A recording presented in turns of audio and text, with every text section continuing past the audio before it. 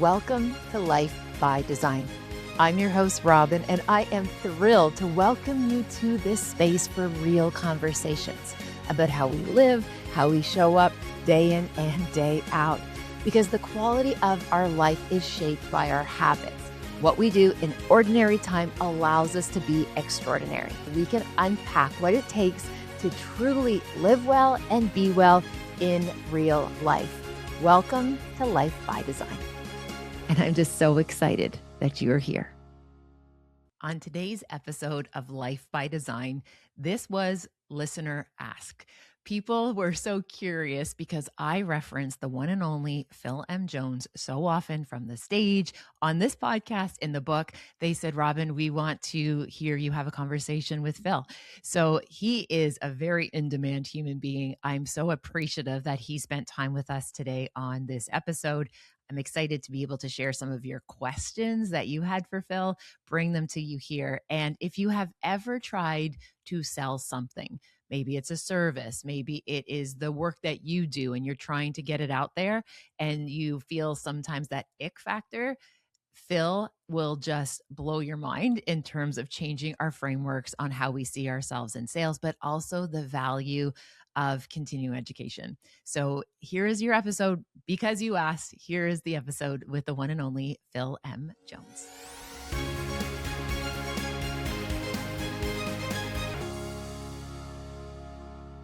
The one and only Phil M. Jones, welcome to our podcast. It is a joy to be here, Robyne. Finally, we made it work with the schedules. This is a gift. Oh, well, thank you so much. I know you are in demand. And so making time for us today, I love that you're joining us from a hotel room while out and about doing the good work all around the world. So Phil, thank you so much for your time. And I have so many questions and I hope we can just dive right in. Let's go for it. I'm ready. So I asked my community and they have heard me reference you a lot, whether from the stage or in my books or on the podcast. I'm always talking about the one and only Phil M. Jones. And I said, hey, folks, I have a chance to chat with them on the podcast. What are some of your top questions? And I was so appreciative with what folks brought forward, because to me, these are things that perhaps are like almost like kind of pulling the curtain behind and kind of pulling the curtain back, Phil, to be like, we just got like real questions that we want to ask you that are so much beyond exactly what to say in your magic words, although that body of work is remarkable and we'll link it all in the show notes. But Phil, you support groups, organizations, agencies like all around the world, helping them be able to know how to facilitate conversations. And a question that came from the audience was, even the notion of telling people I'm in sales, like that identity piece of being in sales, making asks, making money, they struggled with that because many of the people that I work with, sales was not our first profession. Many of us were in other professions and then perhaps went into entrepreneurship or wherever we went. So how do you help us with this whole identity piece around who is a salesperson and who is not a salesperson? I mean, this is a big question, and it's one that I've been working on for about 25 plus years. And almost everybody in some capacity is a salesperson. Like parents are selling to their kids to tidy their room. Yeah. You know, politicians are out in the constituencies and inviting them to be able to see things from a different point of view. But we have this strong stereotype towards a salesperson that is an identity that most people do not want to be able to adopt. I'll ask a room full of people, throw some adjectives at me that describe a stereotypical salesperson. And the list of adjectives I get back are fairly consistent and mostly unkind. Yes. They are adjectives like pushy and obnoxious and dishonest and self-serving and gregarious and loud. And like, there's no way that somebody would look to be able to self-identify if that's the image they have in their mind's eye of what somebody in sales is. Exactly. I flip one word and I ask them now to reach for adjectives that would describe a professional salesperson. And the list of adjectives I get is remarkably different. They say things like helpful and consultative, and they jump from liar to honest. And now they're, well, professional and caring and considerate and play the long game, and they're an expert and they have knowledge. And I'm like, well, if somebody used those words to describe you, then how would you feel about that? And more often than not, people are like, yeah, I'm good with that. Yeah. And all I did is I changed one word, right? I went from stereotypical to professional. Mhm. And this same thing happens anywhere, is there are stereotypical lawyers, attorneys, doctors, vets, etc., that you think are just about, running through the numbers. And then there are professionals on this that are actually delivering at a high level. And the magic difference in all of this is to realize that you are never in the business of selling anything to anybody. You're actually in the business of helping X achieve Y. Mhm. That's what you're in the business of doing. And often the thing that stands in the way of helping X achieve Y is a decision. And your job in many of those decision-making moments is to help somebody reach a moment of clarity that is the right outcome for them, both immediately and at some point in time in the long term. Like, that is what a meaningful sales transaction is. And helping X and Y means that you need to know what the X is and you need to know what the Y is. And the X is people and the Y is problem. Yes. Like, who are the people that you're looking to help, and then what are the problems you're looking to help them overcome? And the gap in the middle of that is often a decision. Most human beings on the planet are in a situation that we will call normal. And they'd like to get to another situation, and let's call that one new normal. And they'd like to get from normal to new normal as effortlessly as possible, Yes. with as minimal amount of risk as possible. And what they all forget is to get from normal to new normal, there's only one route, and it's through chaos, right? Like that's it. So most great sales professionals understand their job is to be a chaos navigator. And you're a guide in that journey. You're a decision catalyst to help people find something that's useful. And I'm going to sit on this just for 1 second, because I think this might be helpful. Is the problem around sales culture at large is it's very short-sighted because it's very spreadsheet-led. And people are looking for numbers and forgetting the fact that behind those numbers is people. So the puzzle then comes is people look for the fastest way to be able to influence those numbers. And the fastest way to often influence numbers, or at least is what it's been historically, is to get people to do things motivated by a short-term motivator, typically being fear. Yes. And the result of which is they've taught people to do things like look for pain points. They've taught people to do things like ask probing questions, to dig deeper, to do things that nobody wants to do. I mean, you wouldn't want somebody to ask you more probing questions without permission. You wouldn't want somebody to dig deeper, to find your pain points, to turn the screw, to ask you a tie-down question. Like, none of that is something that any good human wants to be able to do. And that may have worked in 1986 when, reputations could live and die in a conversation, and then you could go again and again. But in today's world, where there is a lot more of an echo, then actually doing things the right way is more important. Yes. And that means the skill that we're looking to be able to develop is a body of questioning skills that allow you to be on the quest for what I would call useful truth. How do you help people discover useful truth, that useful truth can be clarifying in their decision-making process to help them move forward with confidence? That's it. Yeah. That's what selling is. Help people discover useful truth so they can move forward with confidence. And if your product or service is not good enough to be able to deliver a meaningful solution for X to Y, then either improve it or change what you're recommending. Because if you're not convinced, you cannot convince. Yes. Yeah. Oh my goodness, Phil, I have so many threads that I could pull on that. That was like gem wisdom gold right there.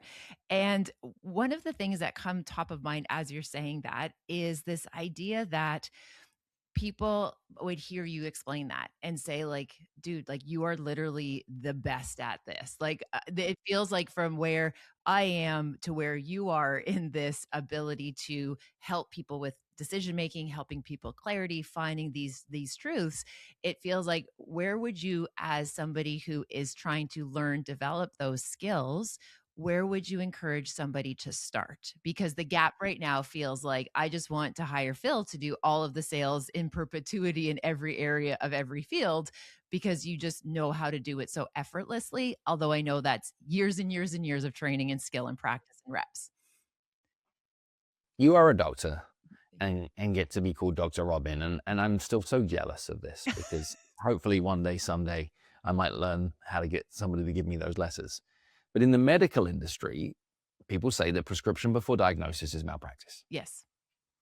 And the same is true in every other line of work, in any other area of where you are responsible to deliver advice, guidance, steering, selling, anything. It's prescription before diagnosis is malpractice. Now, if we believe that that is true, the starting point for anybody who wants to make stronger recommendations is to know that you should never, ever, ever, ever, ever, ever, ever, ever, ever invite anybody to do anything unless you can say these words first. And the words you should look to be able to say first are the words because of the fact that you said. Yes. Because of the fact that you said that what you care about is blank, blank, and blank, and that what you're hoping to achieve is blank, blank, and blank, and that what your current situation is blank, blank, and blank. For those reasons, what I'd recommend is blank, blank, and blank. That's the gig. Yeah. It isn't, let me tell you 100 great reasons why what I've got is good. It is, let's explore your unique set of circumstances and see if you really have a problem worth solving and I have a solution that's worth being able to help you. And if that lines up, you with honesty and transparency should be able to say, because of the fact that you said blank, blank, and blank, for those reasons, I'd recommend blank, blank, and blank. But you might also be able to say, and because of the fact that you said that at this moment in time, you don't have the capacity or the bandwidth or the resources to be able to move forward with the project on this, and that you only have a budget of this, then for those reasons, my recommendation would be that you either try to keep this in-house or that you look for an alternative solution. Yes. You have to be able to recommend against yourself with confidence if you'd like to be able to recommend for yourself with confidence. Not everybody should be right. And that should be helpful when you're entering into conversations as a non-sales professional, knowing that you're looking to be able to sell, is you're not trying to sell. You're trying to find out if this is a match. Yeah. You're looking to be able to discover, is the fit right for us to both get what we want from this? And historically, people have said things like, I won the sale, I won the client, I lost the client, I lost the deal. We have this winning and losing mentality. Yet if it is ever you versus them and you're the winner, you just created a loser. A loser. Yeah. And you don't want to do business with losers. You don't want to go on a journey with a loser. So what you have to look to discover is how do you create ways that by coming together, it's us versus something else. Yes. Like there's an enemy out there that we are looking to be able to tame. And like I love this in your body of work where we learn about, resilience and hope, and like there are clear enemies in these conversations that we can both get excited about, being like, no, not that. How do we work together so it's not that? Not how do you convince me that you're right and I'm wrong? So I get a little passionate about this because I believe that done right, selling is the greatest gift in the world. And people live in fear of these skills being used for malicious reasons. They feel like they're doing something to someone.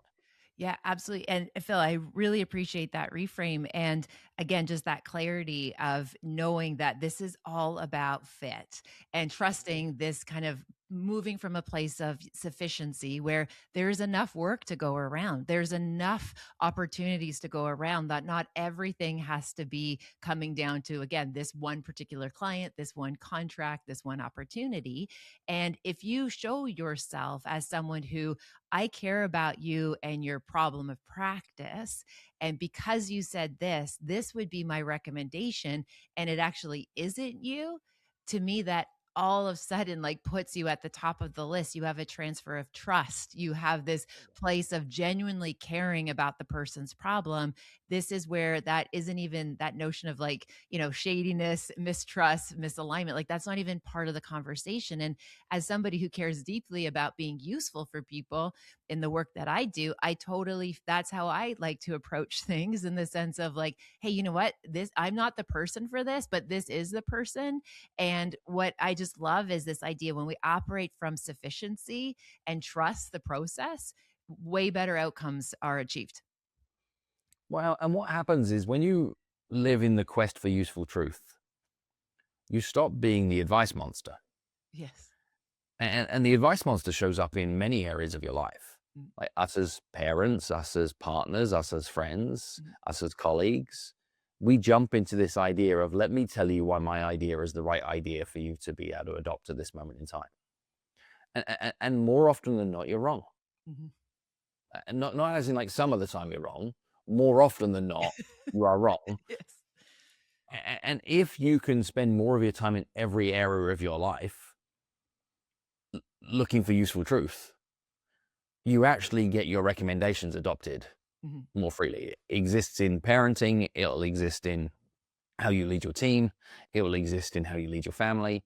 And that's what I've been most fascinated about in a career that started in sales skills, how the skills actually end up being insanely transferable when used with the right intent to help in every area of life. Absolutely. And again, what I appreciate so very much is this idea of that authenticity behind the intention. So this isn't, this isn't some of that. Like I get really nervous when I hear people talk, Phil, in sales about like, subliminal messaging and these like biohacks. And it's just like, this is so gross. The absolute intention, I think, behind what we're trying to do is help people solve problems, as you said, with a degree of ease and helping make sense of that messy middle. And I just appreciate that you have like leveled up the whole idea about sales in like 14 minutes for myself and the listeners of this idea that like people I think I look at like what the average kind of idea about sales is literally bush league, and you literally have just taken us into pro, right? Like this is why pros are able to be so successful at it. This is why people are able to have, build phenomenal careers with their integrity intact, which I think is pretty The remarkable. skills are powerful, Robin, as Yeah. well. And I'll use your body of work again as an example. Is there are a giant quantity of individuals out in the world that are making a huge amount of money selling hope. Yes. And they are avid dealers of hope. Hopium is for sale at the greatest of degrees. And it isn't necessarily laced in integrity in most sets of circumstances, because it's very easy to move people at mass if what you present them with is a potential easy button hack solution that Yeah. is the fast pass to get them from the normal to the new normal that they'd like to be able to navigate through. Mhm. Is if I can do that without doing the work, if I can do that by just writing out a simple check, if I can do that by having this secret shortcut that only the special few thousand know about that aren't really getting it, then why would I not do that? Mhm. The reality that we're stepping into, which I think is such a joyful space, particularly with the noise around AI, etc., is we're realizing that the easy button actually doesn't deliver results. This is messy, Mhm. hard, requires skill, requires emotional intelligence. You actually genuinely need to care. You need to be in the story for the long term Yes. for it to be able to deliver upon its promise. Like the prize didn't change, the goal didn't change, but if you don't care about the journey of getting from here to here and what it's going to take to be able to navigate that journey together, then what you're doing is your life. Mhm. Yeah. And that's what I'm excited about, is that is there's a chance for doing it right, having a comeback. Mhm. And Yeah. it might be slower and it might be clunkier, but guess what? It's more human. Yes. Therefore, it's more sticky and people are running back to it. And I wrote like a little angry rant last night ish on my Facebook with people that are utilizing my work on AI, or at least they're thinking they are. Yeah. And it's now got to a point where I find it humorous. And my my quote is like, I can show my 6-year-old daughter a picture of a Picasso, and I can give her paint and crayons and ask her to do a picture of a Mhm. Picasso, and she will create a picture of a Picasso. And at the end of that, having completed the instruction and delivered upon the work, I will still not have a Picasso. Exactly. Great example. Absolutely. And on that piece about AI, one of the things that I've really observed is essentially that what it produces, even with the best prompts and like all of the tools and pieces, what I look at it as, it's just quick machine learning, right? Like this is just big data set machine learning, which has a place. But the reality is what it's producing is so average. Like it is not exemplary. It is not extraordinary work. It is absolutely just this collection of average. And one of the invitations I have, even when I'm like working with my students, when I'm doing coaching with persons and organizations, it's like nobody wants to be average. Like that's not what we're like, we're trying to do a lot better than mid in this space of high performance. So when I see people off tasking things to AI, it's like you're actually bringing yourself closer to the median, which is actually not where you want to be. Right. Yeah. And what it actually does, which again is really quite inspiring in my mind, is it starts to redefine experience, Mhm. and it starts to redefine the value of knowledge. So historically, we'll have looked at it and said, well, if you've done something for a long time, or if you have access to more knowledge, you're therefore more valuable. What many of the large language models are proving is that's not necessarily true. What we're actually missing is never experience, nor is it knowledge, it's context. Mhm. Context is actually the missing ingredient, because these tools can deliver greatness if given enough context, but the context has to come from human. Yes. And the context has to come from lived experience. The content has to come from emotional experience of overlapping, multiple factors that in theory could be put into, Yeah. but the building of that model for that one custom set of circumstances would almost certainly have more input and effort load Yes. to be able to create for that singular use case Yeah. than could be created from the wisdom or the lived, learned, heartfelt experience of a human. Exactly. Only the good ones. Yeah, I love that, Phil. Now, Phil, a question that also came forward that I would love to be able to get your insight on, and a lot of folks that listen have, teenagers, early adults, and their children or early adults are interested in pursuing business as a field of study. And I recall, if we like rewind 15 years ago, that when people were, for example, studying maybe like literature degrees or poetry degrees, people would be like, what is the point? Like, we've had this like chip on our shoulder about liberal arts education, which has made my skin crawl because I actually think there's an enormous amount of value in a liberal arts education. And people used to make me even cringe when they would say, what are you going to do, Robyne, with your psychology degree? And I used to tell people, I'm going to frame it.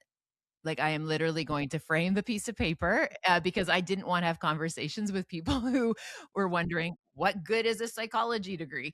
And I feel as though there's been this interesting shift or a new tension between people who are going into the field of study of business, because we have so many examples that are entrepreneurial type persons or people who have had tremendous success and they're in the public space, and they haven't pursued education at a higher level in business. And this idea that we can learn anything off of YouTube or learn anything in 60 seconds. And I was really surprised when all of a sudden I heard these parents and supporters say, like, my kid is being, suggested not to go into business.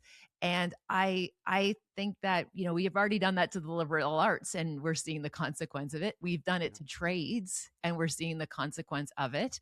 And now I'm getting a wee bit nervous that we're doing it to business pursuits as well. And I was just wondering if you had any ideas, thoughts, suggestions around this idea of shifting the importance of actually pursuing post-secondary, specifically in the field of business. Okay. I have a lot of thoughts on this, Okay.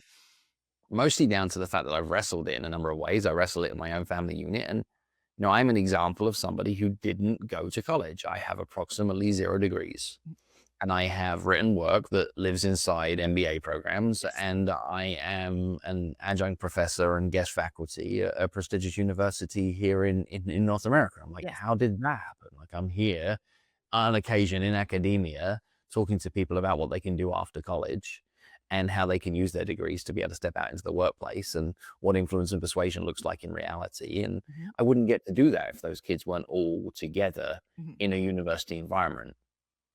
One of the things that we teach inside Exactly What to Say, which can often get overlooked with its simplicity, is that the worst time to think about the thing you're going to say is in the moment you are saying it.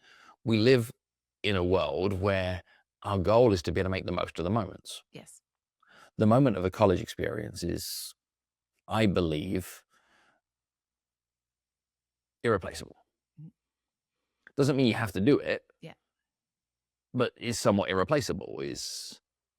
My wife, who is 15, 16 years post-college, this last weekend, took a train from our house upstate into the city to go do a baby shower with a Mhm. friend that she meets very occasionally, that she spent 4 years with at college, that was on the swim team with.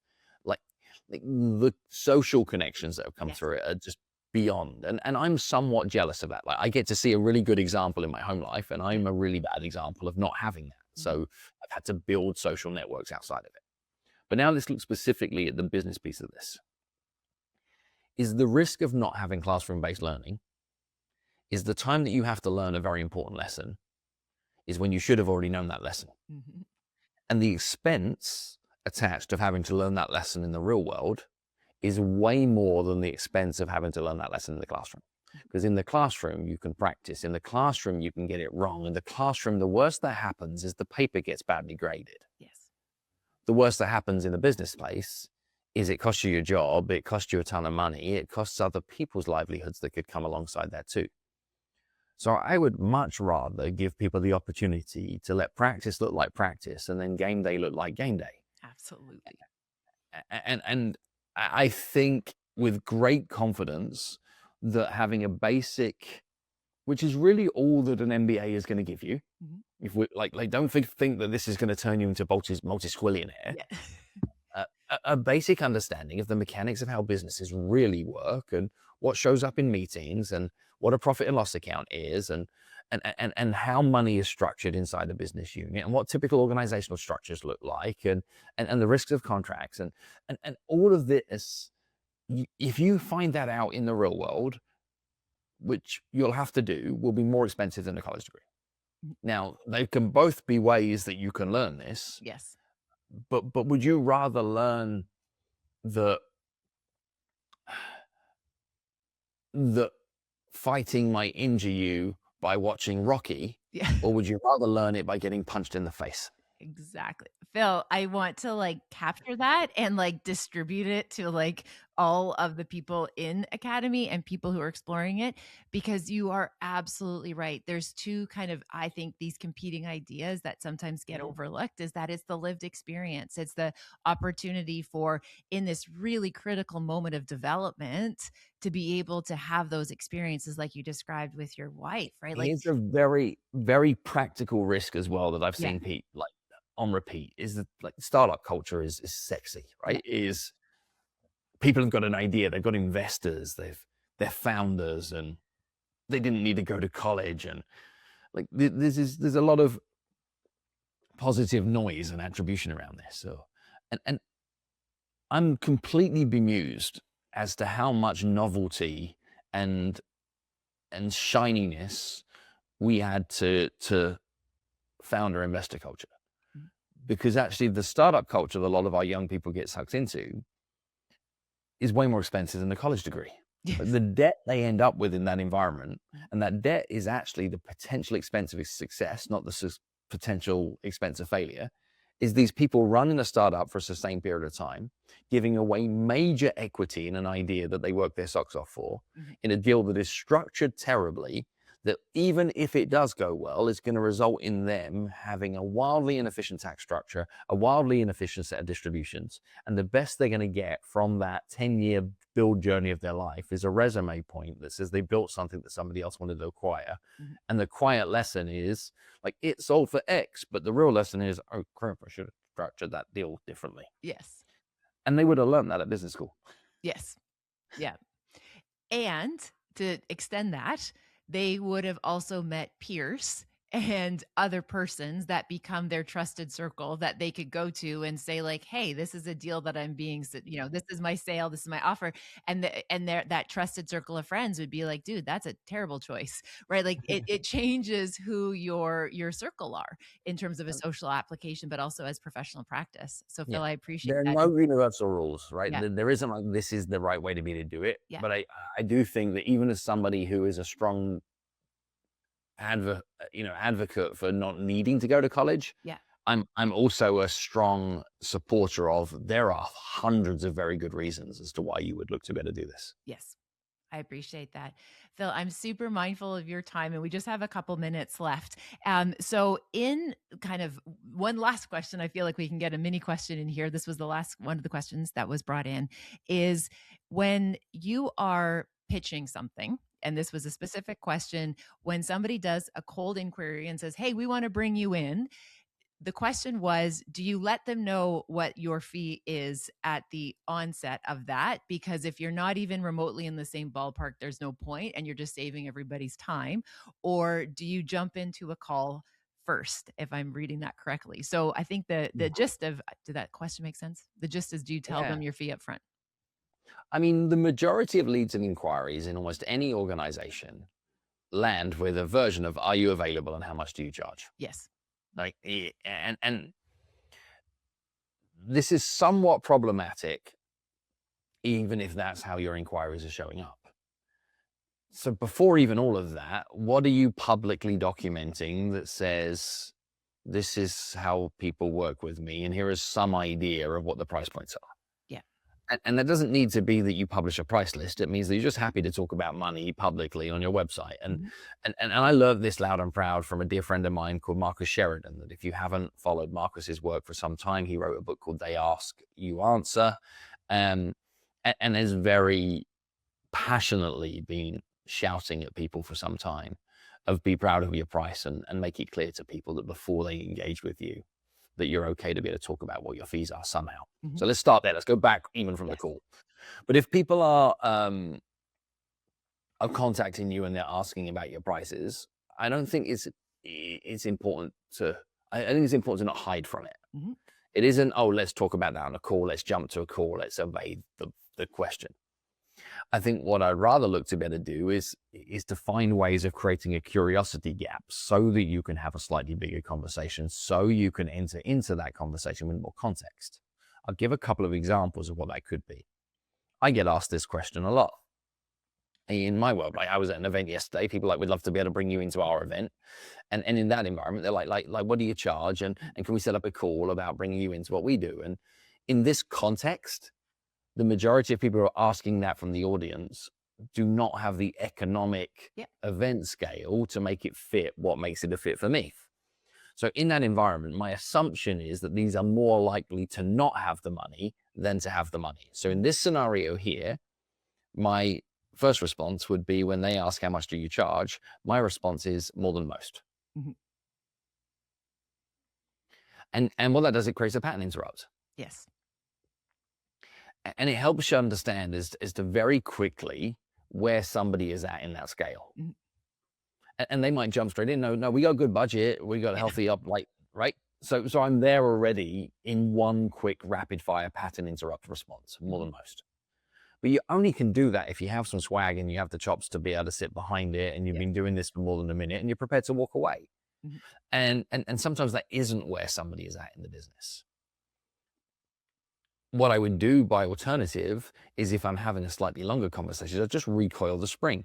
So say this comes in as an email inquiry, say this comes in as a phone call inquiry, and somebody's asking, like, how much do you charge? And you want to get on a call because you don't want to show your cards. I would simply look to understand more about their circumstances. I'd say, great, thanks for reaching out. You know, what is it about me and my services that makes you think that we would be a good fit for you and your organization? And I'm going to get some context of either recommended by a friend, seen you here, done this piece of work in the past, like some form of context, found you on the internet, etc. Okay. And when they answer that question, you can put a follow-up question in, is if this was, say, for example, professional speaking, just to use it as a lingua franca here, is I might say, well, what is your experience of working with a paid professional speaker? Not what is your experience of hiring speakers, working with speakers, etc. What is your experience of working with a paid professional speaker? This could be paid professional therapist. What is your experience of working with a paid professional coach? What is your experience of working with a, high impact, fast growth XYZ specialist? Yes. What is your experience of hiring academic faculty to be able to help in a corporate environment? Because very quickly what they now do is they now show their hands, which is a way better starting position. In my world, from a speaking point of view, if they say, well, last year I hired Tony Robbins, and the year before that I hired Mel Robbins, and this year we're looking to be able to bring you in, I'm happy to explore any form of conversation about how I might be able to fit their event without fear that they don't have my money. Yes. But if by alternative they say, I don't really have experience of hiring external help, like mostly it's been internal, or it's been vendors, or that we've worked with some other sort of external specialists, but they're very much industry focused. We haven't really brought anybody in from the outside before. I've got new context. Yes. I say, well, would it help if you understood like the levels, and so that we could decide ahead of time whether this is worth it? And they'd be like, yeah, that'd be super helpful. And I'd be like, well, you might have some people that are entering the professional speaking market and they're stepping out of a corporate role, or they do this as a side fund thing outside of an employed position. And they're more in the sort of honorarium space, and their fees are sort of between here and here. But let's call those level 1 professional speakers. And then, at the top end, we've got like major celebrities or former presidents or prime ministers, and at the top end, like people like Barack Obama, and these folks would call those level 10, and they might be as much as $300,000, $400,000, $500,000 for a speech. Mm-hmm. Now, don't worry, I'm not yet at level 10. I'm somewhere between like a level 5, 6, trying to get to 7. I love it. Is where I operate right now. It's like, based on what I've shared there, what kind of level of speaker are you looking for? And if it's not me, I might be able to steer you towards somebody who could be better. Mm-hmm. But then I know we're good on that. Like they said, so where's your money? I'm like, okay. Yeah. But I'm not hiding. Yeah. But I'm also not embarrassing. Like if you find yourself in a jewelry store because you saw something in the window that you quite liked, and you stepped inside, and now they're trying to get you to try stuff on, and then you find out that the necklace that you were looking at in the window that you thought was cute is $137,000. Yeah. And now they're bringing out you more, and they're offering you a cup of tea and a China mug or a glass of champagne, and seeing if you want to come to an event this weekend.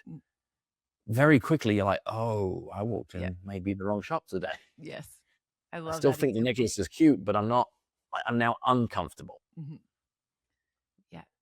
Oh, Phil, I appreciate that. And I know, again, with lots of folks in the space with speaking, that will be so useful, but I see how that's also transferable to, what's your experience working with a professional coach or a professional trainer, like so many different applications I see for that framework. So thank you so much for sharing it.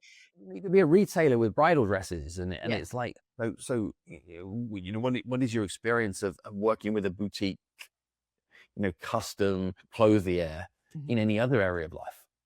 Oh, well, I've had, tailored suits made for my husband, and we have dresses altered by our seamstress on a regular basis. And I remember once, I had a custom suit made, I think, for a very, you now get in context. Yes.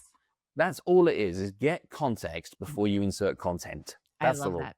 That's a great takeaway. Amazing. So Phil, again, I'm mindful of your time. One last kind of quick grab and go. What's Phil M. Jones hopeful for right now? What are things that you're looking forward about? What are you getting your hopes up for? What am I getting my hopes up for? Is I believe with passion that people are learning to love people again. And I believe that people are learning to love themselves different. And I'm quite excited by the shift that humanity is going through at this period of time, because the speed of technology is reminding us of what matters most. And I'm seeing it every day. I think small rooms are changing the world. I think connected eye contact is making a difference. And as much as digital transformation can amplify that, it is not changing that we quite like each other as humans most of the time. Phil, I love that. Beautifully said.